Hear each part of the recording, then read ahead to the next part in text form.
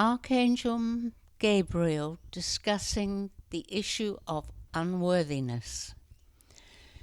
Most of you have an active aspect of unworthiness, but you do not acknowledge it, let alone transcend it. Some compensate with a spiritual ego, which convinces them that they are special in some way. There are a great many such traps which bolster the ego view of the little self.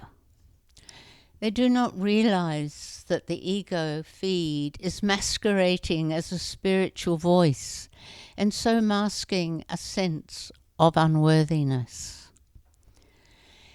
Some compensate and deny unworthiness by deciding that what seems too hard to achieve is not the correct course of action.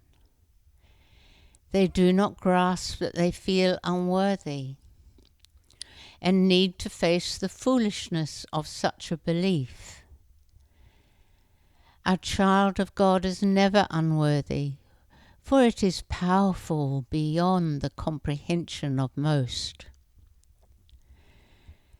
Most have no understanding of the power of their true self, and therefore some convince themselves that they are not evolved enough to deserve whatever it is that they yearn for. Thus, they remain in a state of low self-worth and settle for mediocrity to avoid being challenged. It is important to be aware of teaching children correctly, in that they are infused with the belief that they can achieve anything they desire so long as it is for the greater good. A sense of unworthiness begins in childhood with careless words from others. Be alert, dear ones, for when you try to evade a life experience, and look carefully at your denial. Underneath is a sense of unworthiness.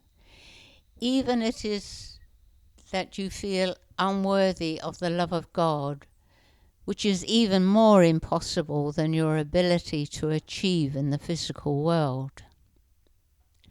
Stand tall when you see how the ego is damaging you, and walk towards your goal with absolute confidence. Nothing is in the too hard basket when you know your divine worthiness.